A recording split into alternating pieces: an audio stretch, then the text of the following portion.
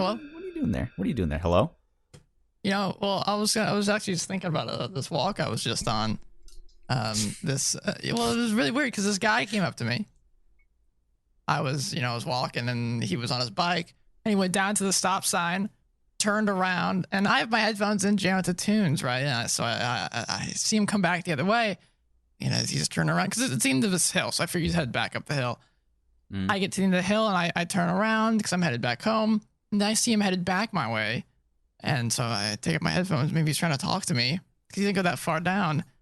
And he's kind of in broken English. He's like, "Hey, it's a good day, right?" Yeah, it's pretty hot still, though. I mean, I'm sweating. But yeah, it's not too bad. You got a bike? No, I'm walking. I don't have a bike. Do you want a bike? No, I'm good. I'm actually just walking here. I can lend you one sometime, maybe. No, I'm all right. Appreciate it. I tried to start walking away, and I don't know what was going on with this guy. What if he might have been trying to get me back to his place to kill me or something. I don't know. He's like, "Do you live around here?" Yeah, kind of in the area-ish sometimes. Do you walk often? Yeah, so, when I'm feeling like it. It was really weird. Luckily, he didn't follow me much after. This happened. Yeah, this just happened. I don't believe you. What? What proof do you have? What proof do I have? I don't know. Ever since moving away from Texas, people don't just talk to each other anymore. Should I outside. have followed this guy, let him kill me, and then say, "Hey, here's your proof, huh? I don't know what proof do you have. Here's my corpse." Did he give you a bike? No, I didn't want a bike. I don't want his bike. What? Why not? It was a nice bike, but it's not something I wanted to ride on. Was he older? A little bit, yeah. Probably in his mid-40s. Was he in shape? Not really, no. He's trying, That's why though. he's riding a bike. Yeah, nothing wrong with the bike. The bike riding's not the issue here. I mean, bare minimum, you spoke to him, so good on you for being social. But free bike, Ryan. Free bike. I mean, but when you think about it, and bear with me. I play a lot of games. You're drawing a bridge here, and I don't know if I can see it yet. Yeah, it's not there yet. Bear with me. I play a lot of games. I read a lot of books. What if, just a crazy thought here, what if this guy was like a doppelganger or something, or by all means a Rakshasa or something? He transformed himself into something else and he's trying to kill me. I don't think. I don't claim to know what Rakshasa do. You're not supposed to know that, but that's a little far fetched. Were you save it? We were talking about how to start the show. You had this in your pocket. No, I were actually just thought of that. See, you just made it up. You just thought of it. Well, I was actually just telling the story. That story is real, and I made the connection there. Real stories, real problems, real life stories right here on Dungeon Can we Crawl. just make this whole episode about this guy? This happened today? Yeah, it just happened about an hour ago. I didn't get his name. I didn't want to talk with him. I felt like, you know what I felt like? I felt like all the stories I hear of women who are going for walks and just start getting hit on. I felt like I was getting hit on by this guy. I had no reason to talk with him. I was listening to music. I've seen tweets and people talk about don't talk to a lady with headphones in. You don't want to, she's putting headphones on because she doesn't want to talk to you. I was jamming out to my tunes. I was jamming to Thursday. Great band. And I don't want to hear this guy. And he's over here asking if I walk around here often. Yeah, you come here often? Yeah, I do. I mean, to be fair, yeah, don't talk to people if they don't want to be talked to, but put the shoe on the other hand there. Think about what if that guy wants to he's going outside to talk to people because he's locked in all the time and nobody wants to talk to him because they all have headphones in. It's rather sad. Boy, he was kind of weird, man. You're weird. Wanted to lend me a bike. Why have I sided with this man that I don't know. I think he was gonna try to kill me. You're fine though. What if I had said, yeah, actually, I've been thinking about it. I do want a bike. Can I have yours? I want a bike. I'd have said, hey, yeah, can I have yours right now? And you can just go away. Yeah, of course, mate. There you go. Thanks, dude. British? No, he was actually, I don't know what he was. He was kind of biracial. Can you? Almost like a half elf fella. Oh. Or half orc, maybe. It's tough to tell. Huh. Well, we can go on stories forever. Let me just truncate this real quick. We'll get to the content. I don't know why I said it like that. I was getting an Uber ride back home with my brother after a particularly fun night where we just kind of hung out. Sure. It was really weird because I pull up the app and I see this, like seemingly middle-aged man. His photo for Uber, because that's something that makes people feel more comfortable. It definitely helps. Yeah. So I saw that, and it's as hilarious of a photo as it could be. It looks as though he literally started tonight. He sat in his car. It went, "Hey, we need a photo." He went, "Okay," and got that like nice chin action with taking the photo from like his waist. Oh yeah, some double chin while he's going in his car. He's wearing like a nice blue like sweatshirt or something. Sure, yeah. We get in the car and I notice he's wearing that same shirt, and I look and it says he's done 15 rides, and he's 15 rides today. No, like for all time, forever. Well, yeah, but if he just started today. Yeah, he had just started. That's a lot of rides. When I do Uber, I only got like 6, 7 maybe if I'm working a long time. You're in Texas, to be fair. It probably takes you a bit more. He probably just pops people off like pretty quickly. True. I don't mean he kills them. Could. It could. Maybe that's why they're so quick. But this is going on for a bit. Not so short of a story. We were talking to him, and I think my brother noticed his accent was interesting. He sounded like he had an American accent. But Kelly goes, "Oh, where are you from?" And he goes, "Ireland." Okay. And it completely swapped. He dropped his like, I'm kind of I have an American accent facade, and he started transforming more into like an Irish accent. Interesting. So I think once we noticed that he was Irish, he started speaking with his felt default more accent. Comfortable, maybe, I don't know. But it was just weird because what if he's an actor? He's just trying a new accent on people. That's very true. I thought about that when I did Uber. Well, I mean, I did that when I was in Japan once. I just pretended I had a British accent, and people believed me. Oh, well, now the thing. So bringing this full circle, think about this in terms of what the topic of today's episode is: metagaming. Think about it in terms of, let's say you hop into an Uber car, right? I don't know. I don't think I've told the story on. I've told this on my stream before, but not on the podcast. But when I did Uber, one of my first riders was talking to me, and he's like, "Hey," and I was taking him to like 40 minutes to the airport. One of the first things he said to me after he gets his suitcase into the car is, "Yeah, so how do you know someone, your rider's not going to kill you?" Oh yeah. I don't know. I just hope for the best. So you've heard stories, right, of people killing people. Mm-hmm. So say you hop into Uber, it kind of gives you a preconceived notion of what an Uber might be like. You get a little nervous before you even get into an Uber car. Maybe you think this Uber driver is going to kill you. Or you go to a concert. You've heard lots of stories of people, tragedies happening at concerts. Kind of colors it in a different light. And that's what metagaming is. So, yes and no. The parallel works, but the reason that I don't think it is metagaming is because we're in a world where there is no person controlling us. It is not a game. I hope not. Bringing it into a game, pretend that Ryan is a character in an RPG and somebody is controlling him or playing as him. Don't need to pretend. It happens. This player is probably in New Game Plus, maybe. He's playing Ryan for the second time. He's got all his stats from the last game. Yeah, and he knows that this Uber driver is going to murder him. But he wants to get to the good ending. And to do that, he has to have Ryan be almost murdered by this guy. So even though Ryan in the game would probably want to not be murdered by an Uber, the player that is playing Ryan thinks it would be more juicy if Ryan didn't know. Yes. Or vice versa, which metagaming is.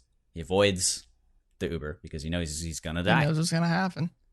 There are several types of metagaming that me and Ryan have been discussing lately, and I think some of it can be helpful and some of it can be harmful. And the big sort of article that me and Ryan, and we land on the same stuff because I'm sure both of us just Google D&D 5e metagaming and click on the first thing that shows up. Do some research. Yeah, but a guy that Ryan has read some of his articles for a bit already, and somebody that I've not read much of, but the Angry DM, it's theangrydm.com, and it's the article, Dear GMs, Metagaming is your fault. Angry GM. GM. Thank you, sorry. Big not difference. Just dungeons. We're the Dungeon Crawl. Yeah, we're the Dungeon Crawl. I'm Ryan. That's Braxton. What's up? Hello, welcome, and this is our episode on metagaming. Cue the intro. Welcome back, guys. Hey, how's it going, guys?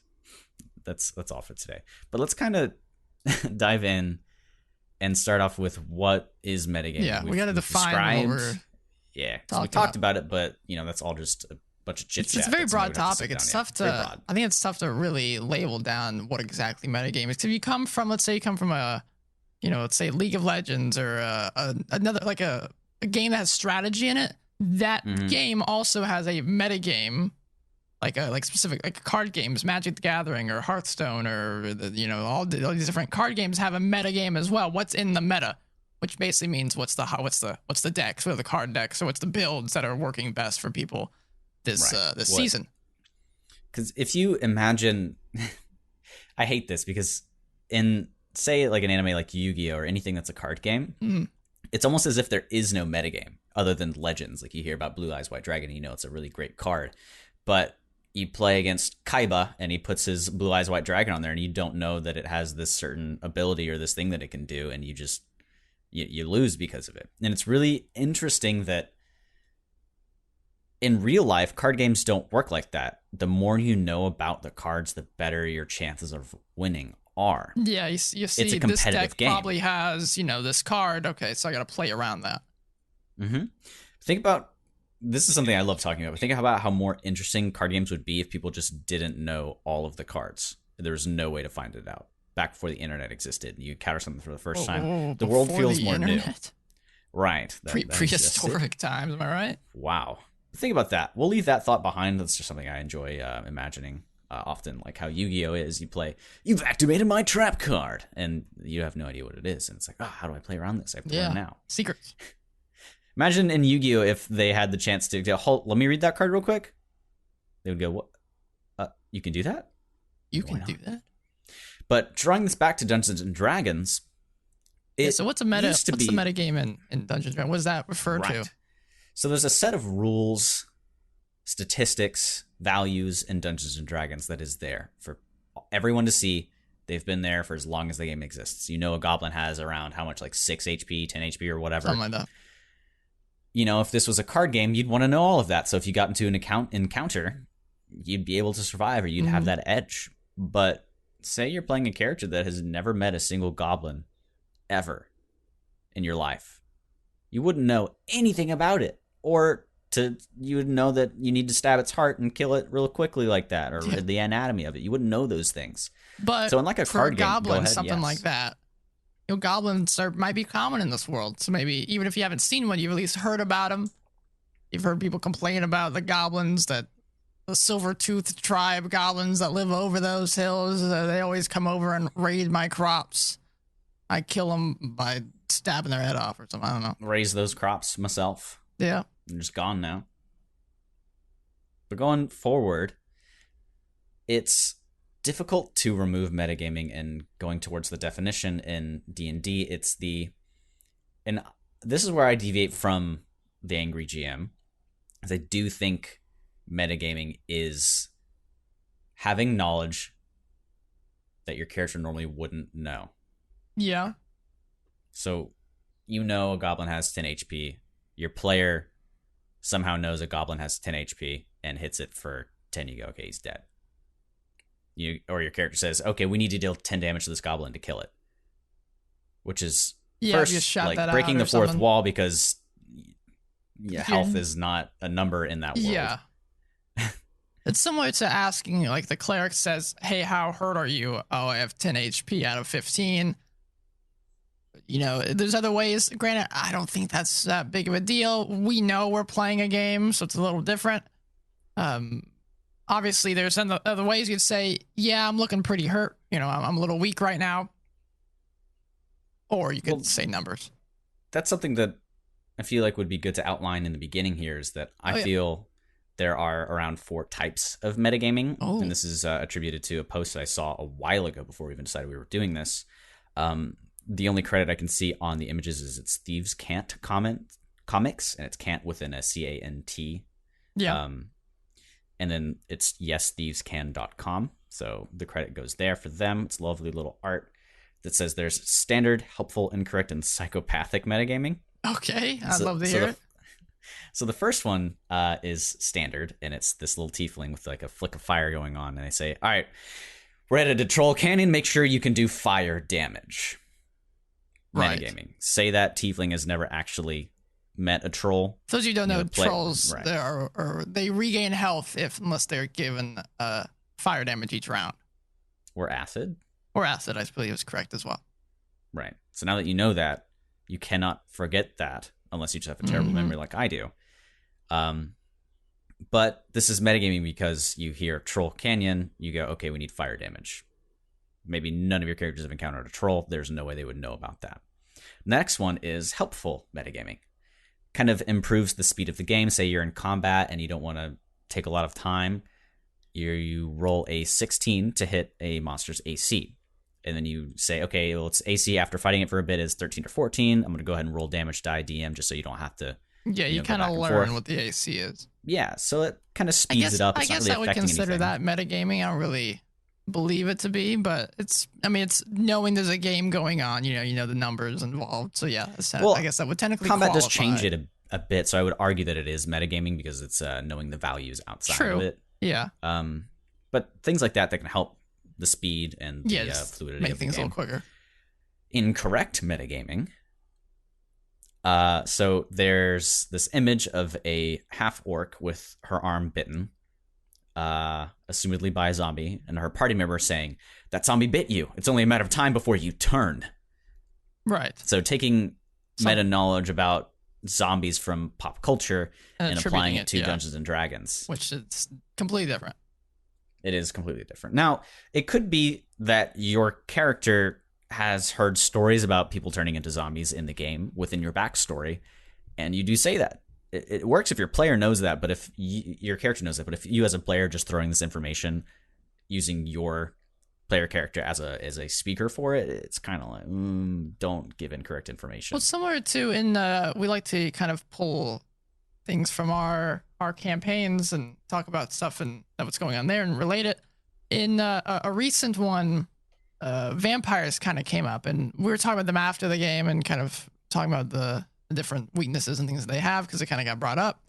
And garlic, is known as kind of a repellent or kind of a harmful tool against vampires, and it doesn't explicitly state anything about garlic as far as I can tell in 5e D&D stuff for vampires related to garlic. Right. And I remember one of our players like, oh, that's interesting, because every other vampire that's ever existed in pop culture has some issues with garlic. So it's not, the monsters and things in D&D aren't necessarily the same as they are in pop culture. Imagine this. So you're in the vampire's keep, and you've been chasing him down for many generations. All right. You and your party are finally in front of him, the big bad of the entire campaign. He's sitting cross-legged on his throne. What a pompous asshole. Welcome to my domain. No, he would say, Welcome to my domain. There you go. And you step up to him, and the paladin says, "You fiend, you murdered my entire family. Actually, take this." I'm a humanoid. Ha! Shut up. What if, imagine he said that. And I repeat, ha! And he just throws like a clove of garlic at him, and it just taps against him and falls on the floor. See, that would be hilarious. Metagaming can bring out kind of funny moments. Yeah, humor's it's not all harmful. But the fourth kind, and I think the biggest problem is... you said. Did I say that? Is that what you said this fourth one was called? Psychopathic? Yeah, psychopathic. Yeah. So, okay, there's this image of the tiefling having this like, come on, look. Like, really? There's this little girl, a pleading gesture in front of her with like teary eyes. Tiefling says, "Call it whatever you want, but children don't live on the 8th floor of mega dungeons. That's our vampire. Stake her." Yeah, that's an issue. Yeah. Though, I mean... Okay, if you've been in a mega dungeon for 8 floors and you know you're hunting a vampire, yes. In a way, I kind of could see an actual person saying, we've been in this dungeon for a while. We've only seen monsters. Why is there a person here? I could see that stretch. Right. I agree. Maybe the example isn't that great. Unless you hear something like, there's a child kidnapped. That's what, if I were to introduce something like that, I would say there's a child has been kidnapped, or really this child is the vampire or something, Yeah. You could deduce that if you walked into a room and it's only this girl, and you know that there's been a child kidnapped, and she's like, help me, you're like, okay, taking in the account of the situation, wouldn't this girl be tied up or in a cage or something? Yeah. It's a bit suspicious. So there's metagaming, and then there's deduction through your character. So it's a bit tough to discern that. People love to get on each other's asses about metagaming. Well, which brings us back around to some examples from our campaign. This last one was very much kind of like a murder mystery type of stuff that was going on. Yeah. And the obviously there's some things that the party could probably think about outside of game and think, okay, maybe this is what's going on. But technically they hadn't learned these things. They hadn't learned, there's certain poisons that were brought up in the game that are actual poisons in D&D that if they really cared enough, they could, type up and find out what these poisons exactly do and how rare they are, whatever. But there was a lot of what Braxton was saying, deductions, things that the party was working together. And it comes up a lot as well where one party member will go off on their own and learn something, and then they'll come back and say, I'd say what I learned, instead of, because technically everyone's there to listen to what happened. Right. They just didn't, the characters weren't active during it. So just for expediency, unless it's something they want to leave out for some nefarious reason, we'll just say, I tell them everything. We'll speed past that. If there's ever a moment where you do want to withhold information, make sure you say it, because normally it's assumed that you drop all of that. Yeah. And every group is different. Some people like explaining everything that's going on, staying in character 100% of the time, which I think is great and something people should strive for. But at the end of the day, we are playing a game for X amount of time. We can try to move things along if we need to. Yeah, and I could see a world where DM lets everybody metagame if he tries to make very, very difficult fights, and you all are maybe very high level 15. And when you create these characters, you say you've been around the world, nearly every monster. Yeah, especially level 15, you're pretty big, tough cookie there. Right. You can set it up to where that your character would know this information. But if you're starting from level 1 and you've written your backstory and you've lived in a forest your entire life and you go to a city, you probably don't even know that cities exist. You've lived in huts. Or you could at least maybe research if there's some monster you want to know about your character. Then, hunters even have the whole thing where they have a favorite enemy type and they can learn a bunch. You could just say they know everything about this one type of enemy. So the problem is that role-playing and metagaming are enemies, I feel. Yeah, they kind of butt heads. And this is just a skill that comes across in acting. It's being able to feign ignorance or suspending your disbelief. And get into the character's head. Yeah, so I think DMs confront this more than players do. Really? Because, everything about the world. I guess that's a good point. Everything. And you're playing characters that either know nothing or, have selective knowledge of certain things. And how do you has a biased perspective on things. Exactly. So how, and especially with this most recent murder mystery, there is this lord that believes his mortal enemies, this family that's in a feud with him, has been for generations, I believe. And he's very eager to accuse them of being behind this murder, which our party, with the knowledge that they have, finds it to be contrary to that. But this character has a blinding hatred for them, so that's where he goes.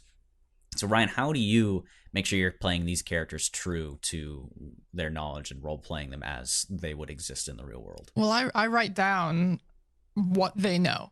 Obviously, since I made this character, it's a little harder for improv characters, but for characters I work on, and especially if there's a plot line going on, I'll write down just basic bullet points of what they know. And since I made this guy, this lord, I know his bias, his perception towards the world and to the people. Similar to you and me, any one of us has our own biases and our own perspectives and our own thoughts on things. And so I try to take that and put it into the minds of this guy or this other NPC and think about, okay, from their perspective, what do they think? What are they viewing on this current situation? Or, maybe there's a war going on or they hear some gossip on this one dude. And maybe it's similar when we went back to rumors a few episodes back. These rumors that they're hearing might not be true, but from their perspective, the bias that they have, it is true. And they might tell a party this and they might hear about it, but it's not the truth, and so then the party now has this perspective and the skewed knowledge of what's going on. But as they learn things and deduce, they see, okay, this guy just has one point of view. We have like 6 different ones we can kind of piece together, see what's really going on here. Right. I think, and bringing to the player side, and we touched on the GM part, the most frustrating thing, and the angry GM outlines this, and it's always been the biggest point for me, is when there's a thief in the party and they steal something from another party member. Mm-hmm. Obviously, you're at the table. Obviously, it's happened, and they've taken one of your favorite items, and they're snickering about it. They've succeeded. You rolled terribly on your perception check. They got a great sleight of hand roll. They're a thief. That's what they do. How do you cope with that? How do you deal with it? And do you allow that at your table? Is it fair? I think it's an annoyance and a problem, because then we're not working together. I mean, that's kind of the whole point. We're here to have fun as a group. Something that you can lay out on session 0. You can go listen to that podcast. I would say that, yes, laid out in session 0, and I was hoping you would address that, but things change. People are dicks. It's like dating. You don't know an entire person's profile based off of what they say up front. Oh, yeah. You know, there's gonna be some secrets or stuff that they're having a bad best day person or something. Yeah. Right. So say it does happen in a session that you thought wasn't going to contain anything like this, in a campaign that you didn't think a player was going to act like that, but it does, and it's happened to. I think it's been touched on in our campaigns once or twice, but way early on. Of course, a thief wants to try to take something. Maybe we got 4 bags of gold for rewards, and I got one. And they want to take one from you. They want to take one from me, and they do it. The stuff that the angry GM outlines is that, yes, the knowledge is shared by the players at the table, but my character would not know that, though having that bias of being upset at my friend, quote unquote, it's going to color the rest of the game. It does. You're right. Like so everything I do. There's a good analogy that he even brings up in that thing, is that if you're on a jury and the prosecutor brings up something that is admissible, which if you don't know what that means, it means that it's obtained illegally and is not able to be shown and is not able to be used against the defendant, but is brought up and says, we found this, but we can't use it. Once you're on the jury and you hear that this information is out there, it's going to color your perspective on the whole case no matter what. You're not supposed to make an opinion on it, not supposed to use it against them, but it's impossible not to. Yeah. I mean, imagine that. Imagine if you wouldn't be in the jury if the person on trial was related to you, or you were friends with them or anything like that. But, maybe it's a thing that's near and dear to your heart. Of course, you're going to want to prosecute them. Well, it's like any like parents of a killer. Like, my son wouldn't do that. Right. You maybe haven't seen your son in a while. How do you know he wouldn't do that? Obviously, we have some proof that he probably did. Just you have this idea in your head that this guy's a nice fella. It's hard to see it any other way. So we had a long conversation the other night where we really got into my and your opinions on each other combat and how to make it more interesting. Pissed at each other. we were slapping each other. It was terrible. Almost pulled the dungeon crawl apart. Yeah, I don't even know why we're doing this today.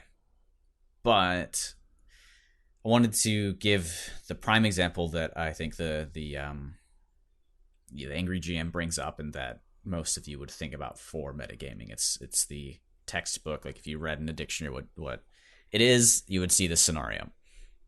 And it's also in that comic that I read about earlier with the 4 types of metagaming. Fighting a troll. None of your characters have fought a troll before. There's a wizard. The player who's playing the wizard knows you can only defeat trolls really with fire or acid. So the wizard is using fire on the troll. Dungeon Master, GM, says, hey, your character would not know that. Don't use fire on him. So that's being a jerk, GM, right? Yes, I agree. That's like, come on. I think a lot of times, it even says in this article, you guys want to go read it, a lot of times I don't think metagaming is ever used in a happy. I don't think it's ever used, happily to someone. No. Says, oh, that guy's a metagamer. He's great. It's usually, dude, stop being a metagamer right now. You're really bringing us all down. You're really ruining the game. And I think a lot of times it's mainly brought up by DMs, by GMs, people saying a little upset that they're ruining their game that they're running because this character read the module ahead of time or something. They understand what's coming, and so they'll act just a little bit differently than they probably would have otherwise. And then the DM saying, dude, you're kind of metagaming right now. You kind of just bring me down, bro. Yeah. So what do you do in that situation? Of course, worst thing you can do is not let the player use a spell. Yeah. Like the Angry GM outlines, wizards use fire quite frequently. Yeah, one of our party members uses Firebolt constantly. If they use that on a troll, am I gonna say, seriously, you're of course using fire. You know what this troll is? No, I'd be like, they use Firebolt constantly. Why? I'm not gonna treat it any differently. I would describe, the troll there.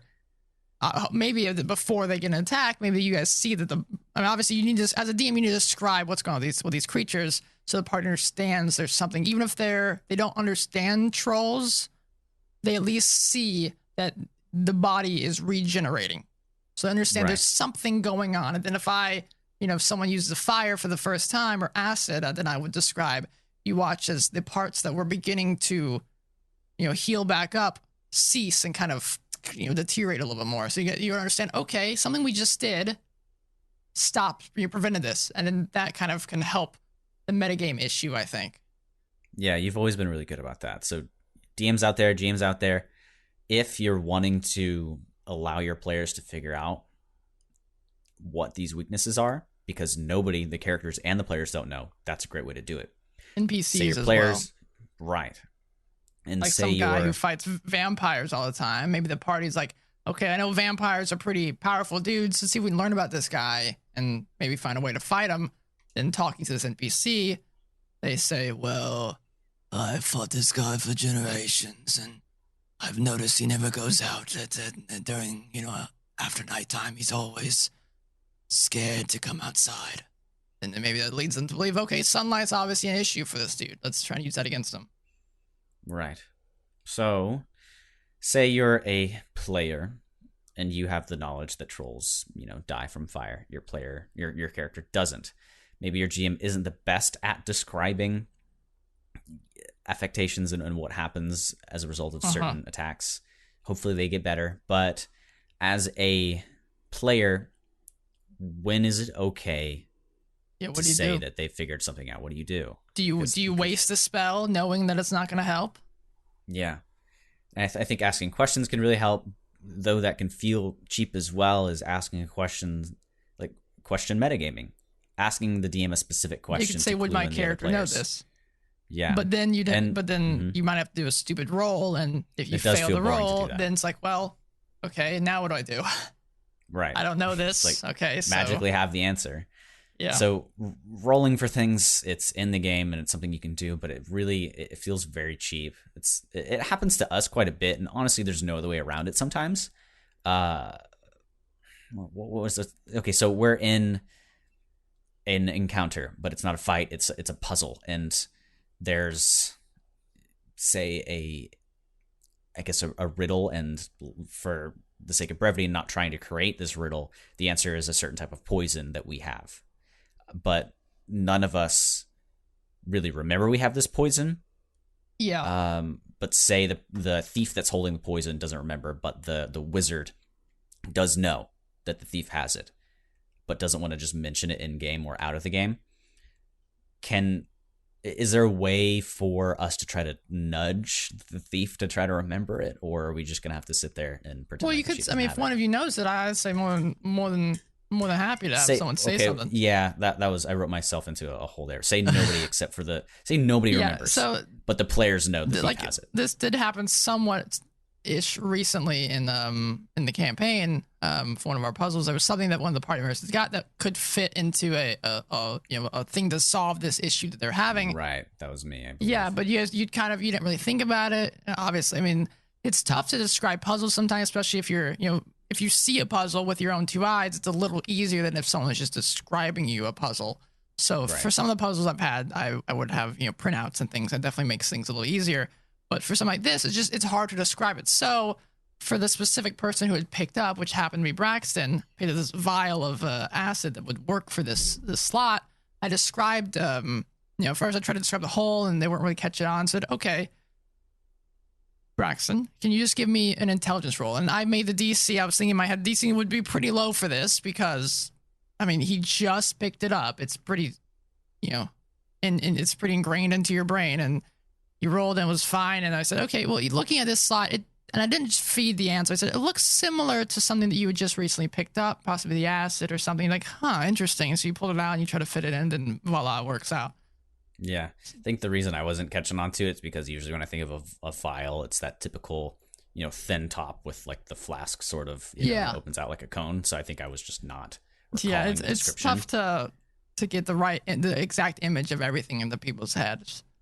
Yeah, so it's one thing when the DM kind of gives a nudge and gives, but again, that player problem. Would you do that as well? Would you just say, hey, thief, roll a check to see if you remember this thing, and then give them a sort of vague descriptor?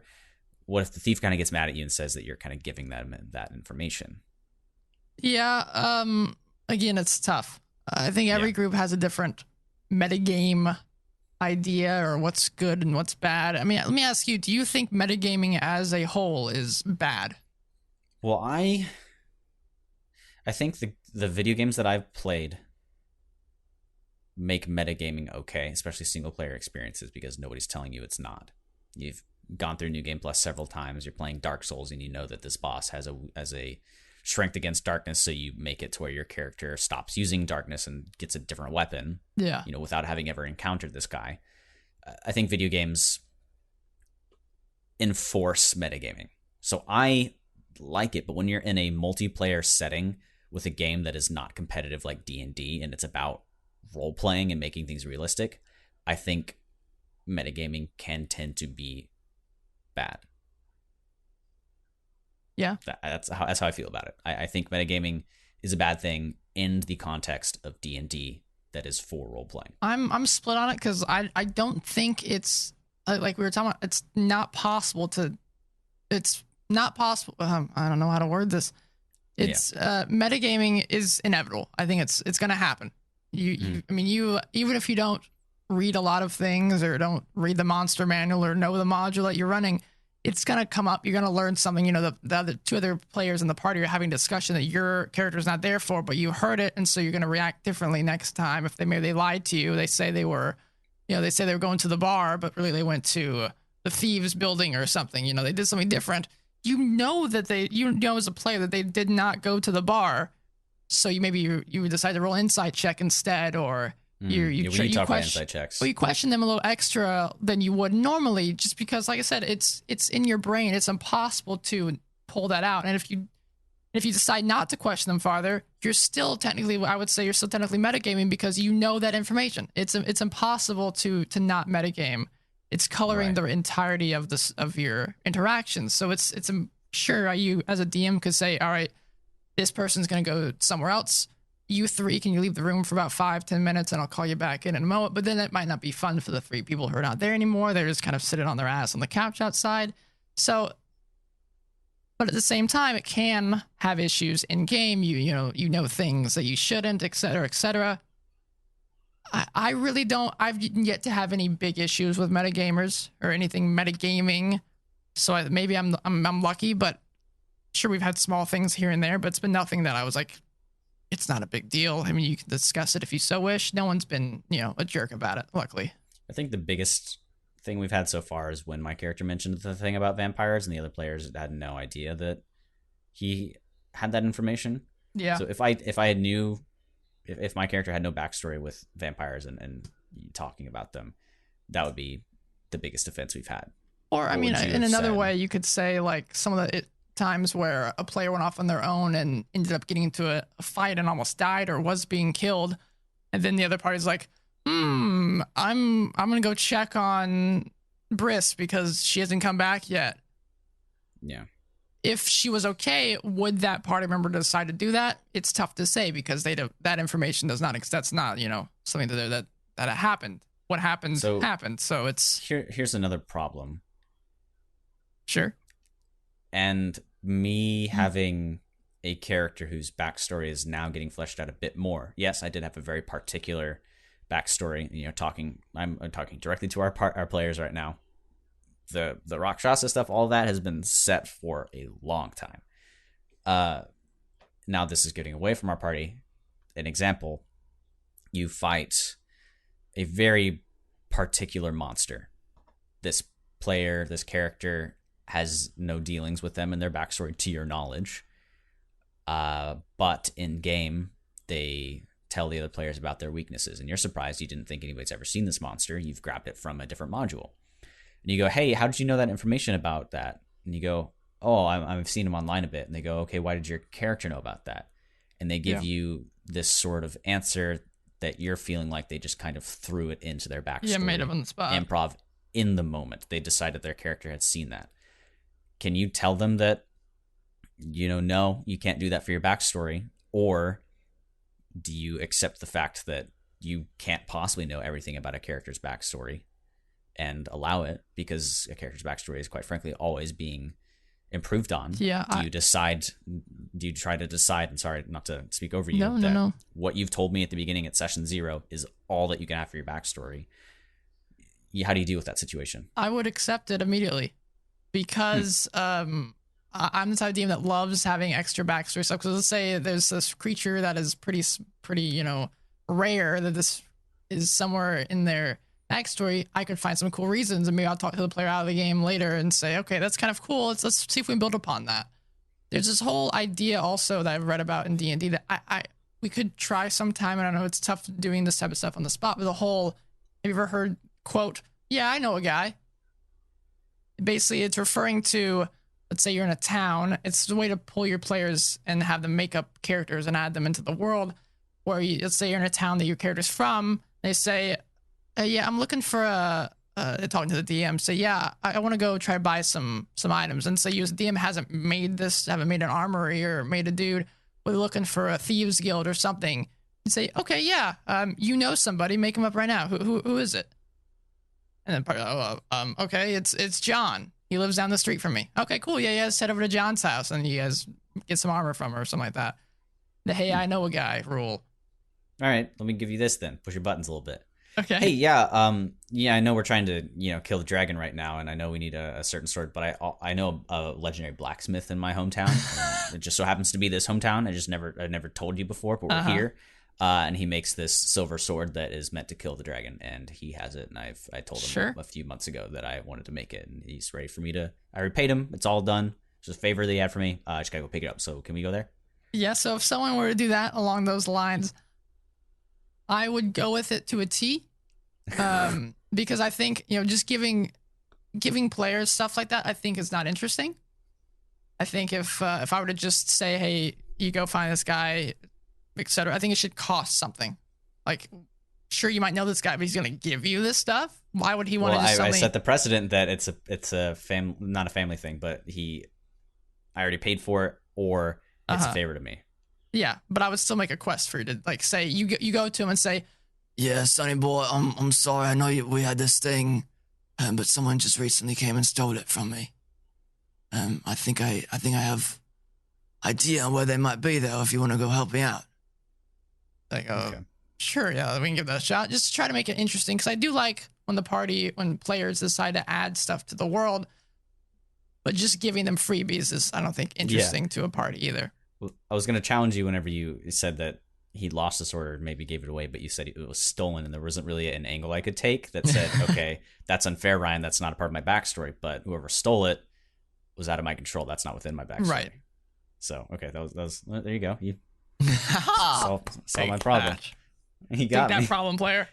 But yeah, that's we're getting pretty deep into this shit, but we haven't done that too much in our campaign, have we? Where we just drop an NPC, huh? No, a lot of the times I've asked you guys out of game to kind of make some NPCs, pull them in. I think most people have one or two that they've tossed into the world somewhere that exists.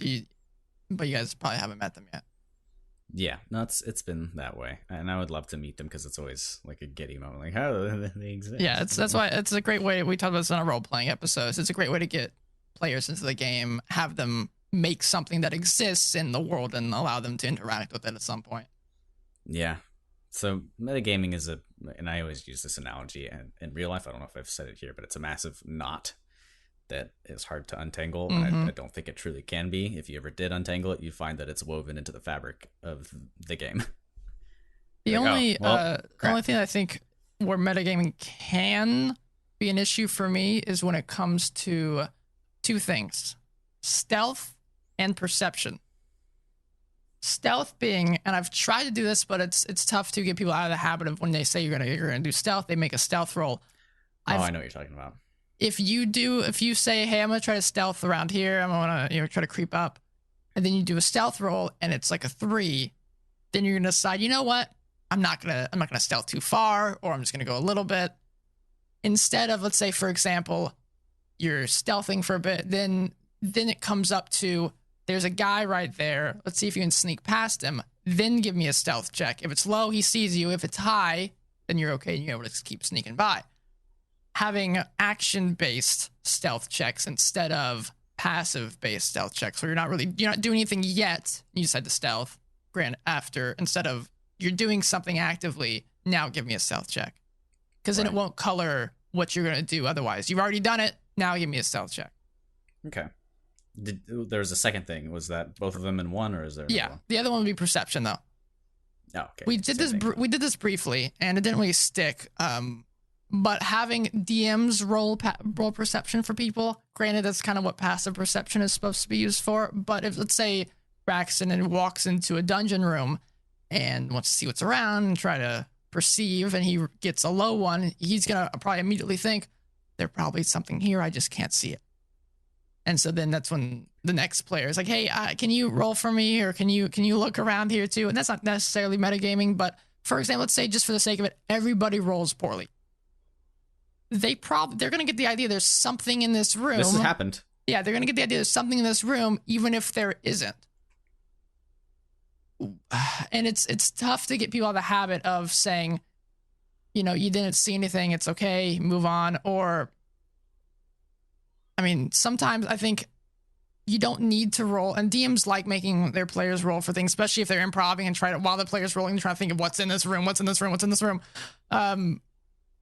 I think it's okay, and it's just something DMs should get better at. And definitely, I've started to doing where people are rolling and things like, you know what, you don't actually need. There's nothing you need to roll for right now. There's nothing here. You don't see anything. You guys have checked this room. There's nothing else here. Similar to, I had a thought. The thoughts running away. My brain leakage is transferred to you. It is. It feels terrible, doesn't it? Perceptions. So we had that happen. I think it was like a couple of months ago, and we were was it when we were attacking the goblin keep? I think there was either a dagger connected to something and I knew we could pull it out, or there was something we had to put in a hole. I don't remember what it was, but I knew there was something in this room, and all of us had rolled poorly, and I'm like, I'm not leaving until we get this, because I know it's here. Mm-hmm. And at that point, as a DM, you should say, I mean, there's the blanket rule. The rule does exist. If you spend like 10 minutes in here, you'll just get a base of, you're going to basically find what's in here. If you work long enough, you will eventually find it. So that's why I say, okay, you can spend some time here. Granted, goblins, you're in a goblin keep. Goblins might find you, but you're able to spend some time here and find what you're looking for if you so wish. Yeah. Well, then at some point it does feel cheap. I guess having the goblins show up and you could die from them, that's the risk. But being able to just do that, then doesn't the importance of rolls kind of go away if you can just do it? Yeah, but you can technically do that for anything. You could take 10 minutes, I believe, and I don't remember exactly. I have to double check the ruling, but it's basically just kind of like an average roll. Yeah. And then say the DC for it is way above that average roll, and you don't think that these players could actually do it at all. Do you really just not let them get it? Yeah. But mainly that would come into modules, because if I am making a dungeon, technically I'm metagaming at the same time, because I'm thinking if I put a secret door in here that is, above their passive perception, I'm expecting them to not find this secret door. Why put it in? There's no point, right? If I'm putting something in, I'm expecting them to possibly find it. They might just decide to not search in this room or walk past it, but the option is there for them to find. Maybe it's for the enemy to leave at some point, to run away from the fight.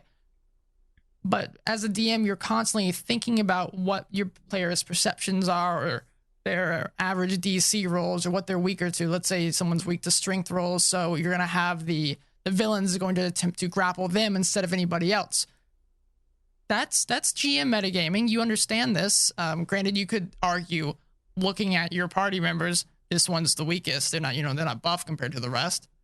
You're going to go after them. For example, we made this in the role-playing episode might have been last one, I don't remember, where I talked about a villain that I had that could read their minds. So it was constantly, while I was talking to them, it was constantly rolling detect thoughts on all of them and checking what was going on behind their brains and learning from them, trying to find who was the weakest link to its abilities. And because none of them were able to discern what was happening, it did learn who was the weakest link and it went for them first. I learned who was weak to certain types of saves. So there is one solution to there's a locked door and nobody in the party can open it and you're kind of a dick DM. What's the solution? And it's the hard one. Kick them out of the party. Think about video games. So, we'll take Skyrim again. Sorry. Oh no. So they have Bethesda's going to start paying you royalties. Yeah, right. I've paid them enough, certainly. I've got pretty much every form of that game you could, except for the Switch one. Okay, it's hard to explain this. So in Skyrim, they have created the classes. Everything exists. So to them, anybody could unlock this door. Yeah, it's theoretically possible. Theoretically, if they play the class that works for it. They aren't making the game for a specific group of players. They don't know who or what classes anybody's going to pick, so they just make puzzles for everybody. And if you happen to play Skyrim and play a mage who can't unlock doors, you may be kind of screwed. This is something that you can't get to. But it's not the developer's fault, because they're making a game for all of these classes. It's just something that your character isn't able to do. Sure. So as a DM, GM, you could make your entire world before finding players. Yeah. Just like have a video whole game. Adventure modules and Get things. them in and say, hey, this is just how it is. You guys can't unlock it. Well, like I said, that's how modules are. They have things that, they don't know who your party is. So there's a way around it. Yeah.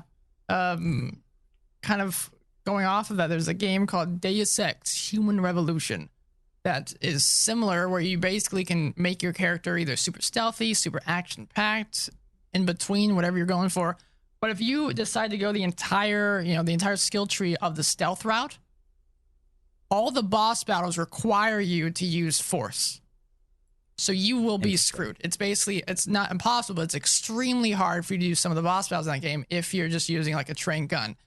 They actually ended up fixing that in they made a remastered version for the Wii U, and adding different options for the player.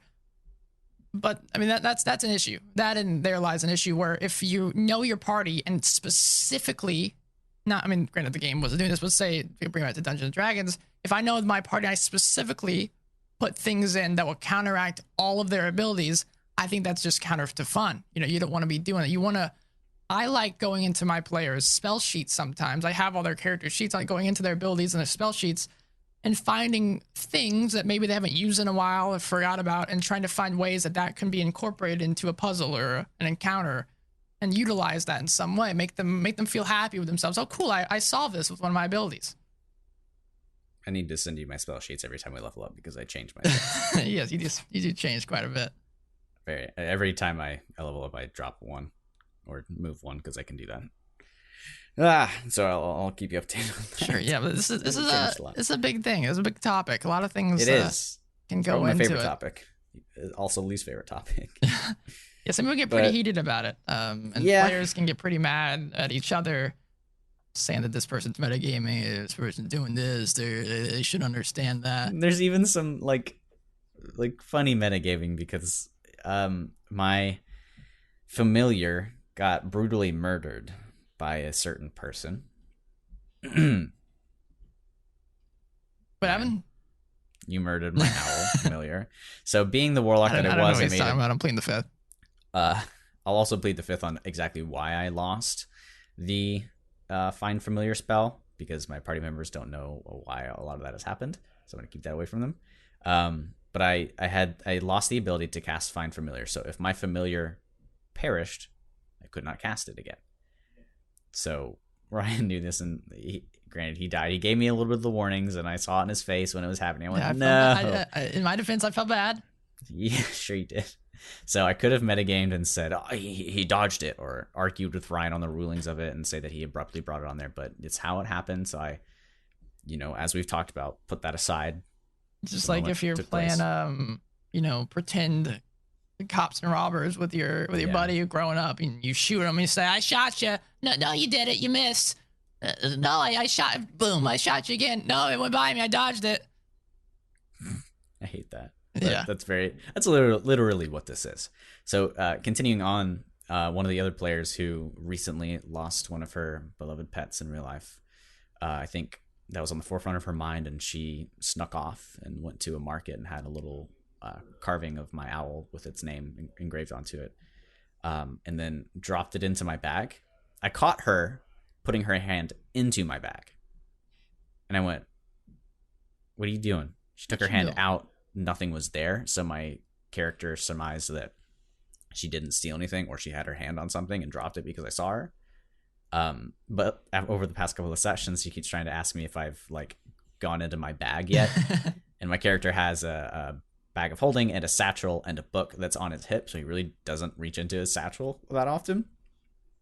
But I'm playing my character as the way he would be played.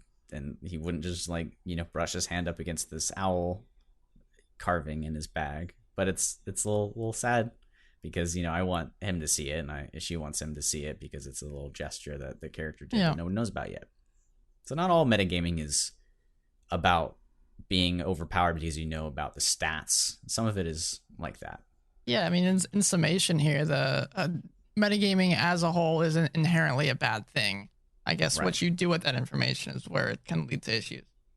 Yep. All right. I think we touched on it. I'm very satisfied with what we've talked about. Oh, good. Hopefully none of you feel that metagaming is terrible. I know I did say that I find it kind of bad, but again, I'm talking about a very particular form of metagaming.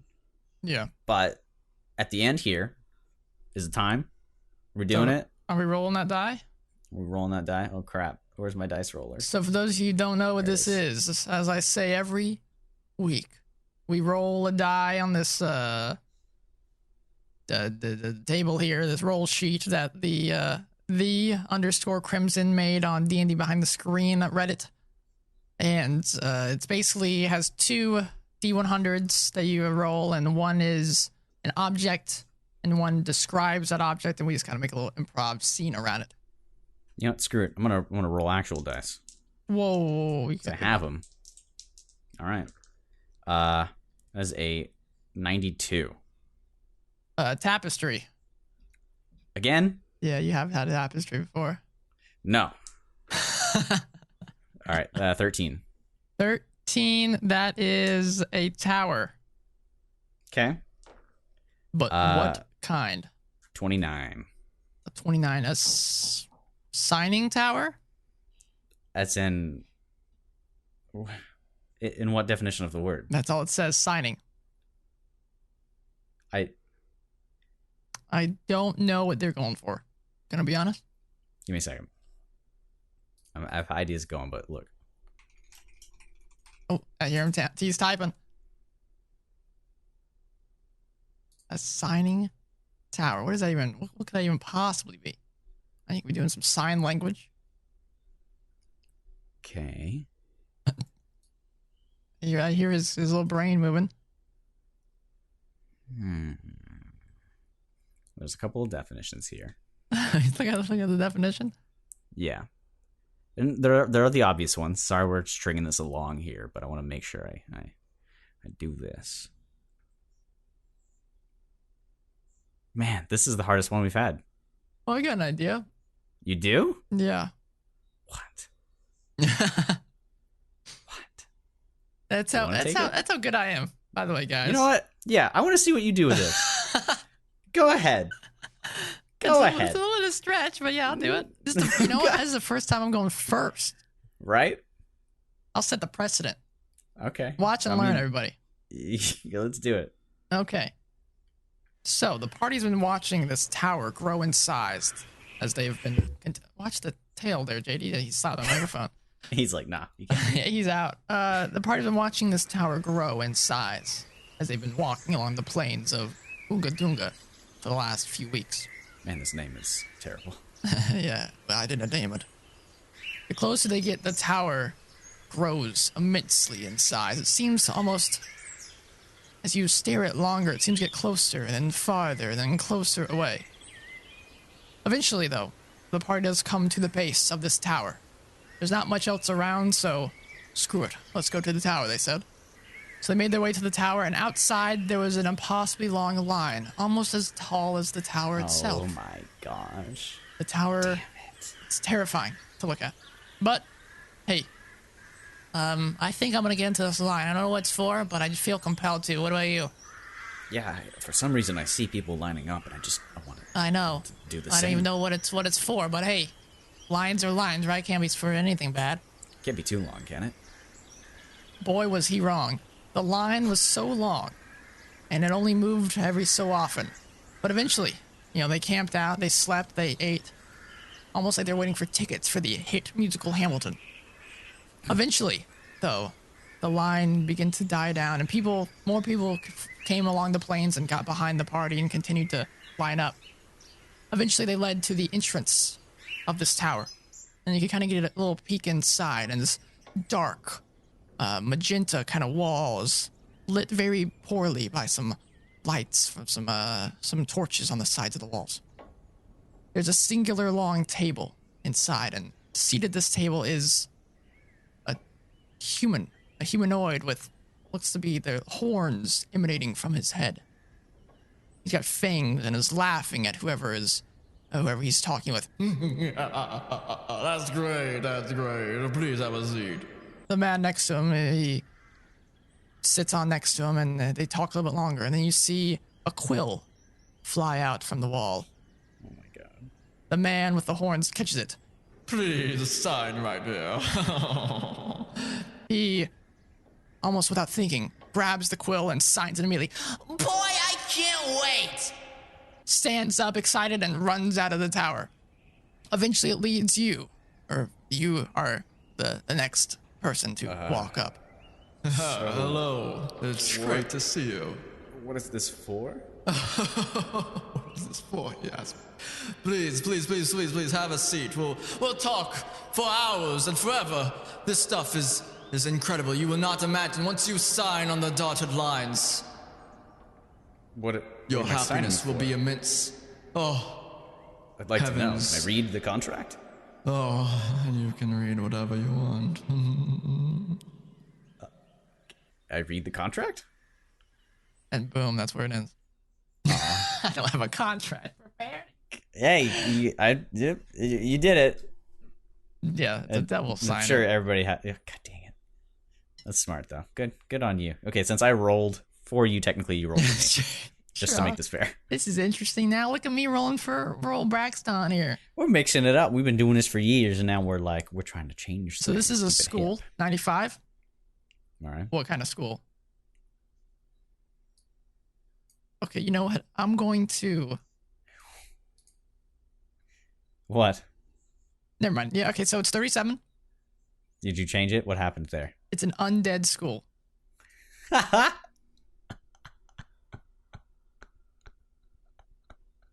What? You said I'm going to. What was that in reference to? No, I was thinking of something.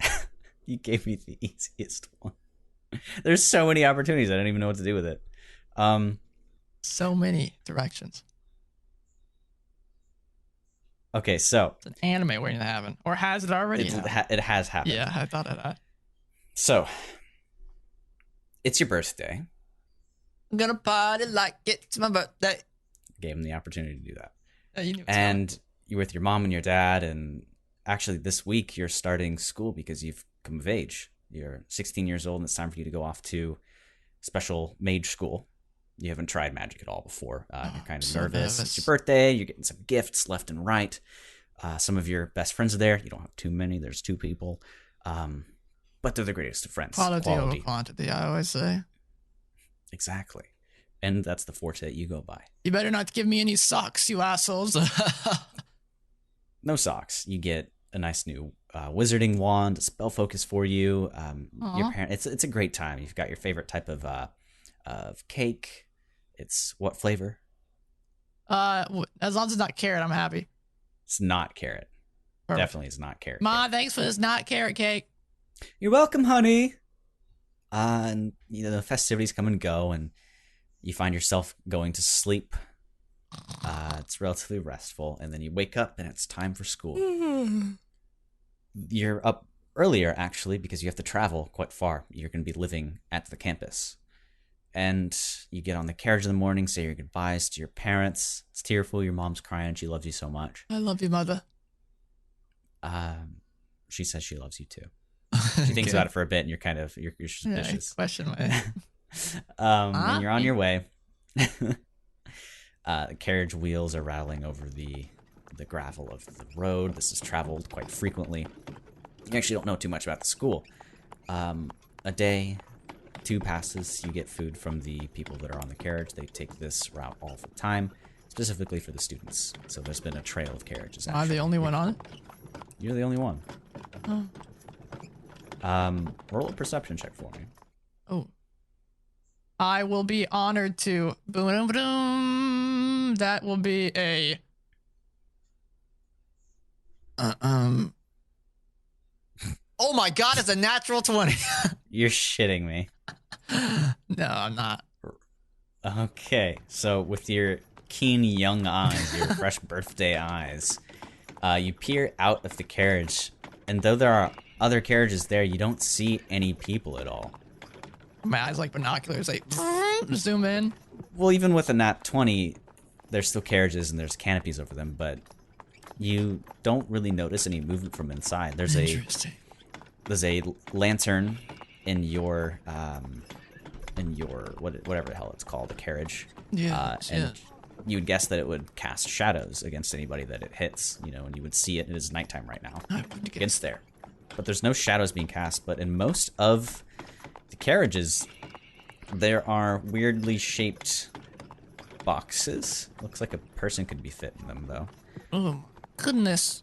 And mostly all of them. And you turn around and ask the driver if you're arriving there soon. And before you can even answer, you do see basically Hogwarts in front of you. Oh. On a massive cliff, water around it. It's this really great European architecture. You come along and some time passes and you step off and go inside. And what greets your eyes? People missing limbs. Oh my word. Bats flying around. Somebody with toilet paper wrapped around. Wait, that's a mummy? That's a mummy? You're in Zombie High. I thought I was going to Canehurst. You're the only human. This literally is an anime. Yeah, it sounds like it. The only human in it. I don't know why I made that so long, but you're the only human in all Undead School. Oh my goodness. Zombie High, D&D edition. I feel like it could also be like a sitcom. It could be. That wasn't as much D&D as it was just... You got a guy with his best friend's the mummy, and he keeps losing all his rap. Oh, classic mummy. Meet your friend. He's always doing the thing. You're the only one with brains. Living brains. Gotta be careful. What about zombie prom? Zombie prom, that sounds like fun, man. I bet they can get down. That sounds like fun. Now see, that would have been a lot less exciting if our young Tim Tim knew he was going to Zombie High. His name is Tim Tim? Tim Tim. What a stupid name. I mean, somehow got enrolled in Zombie High. What a stupid name, Tim Tim. If there's anyone named Tim Tim out there, I'm calling you out right now. Tim Tim. Please keep watching.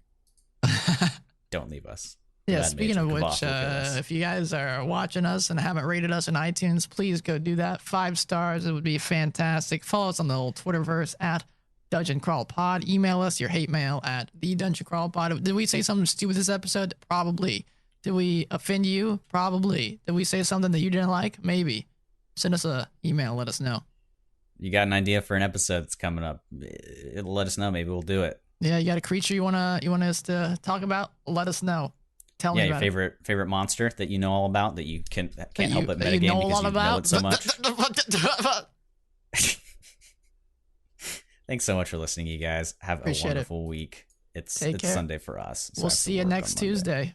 I've got my first session with the new group on Monday. Yeah, we'll have to talk about that next podcast. See how you feel. Scared. Yeah. Take care, you guys. Peace.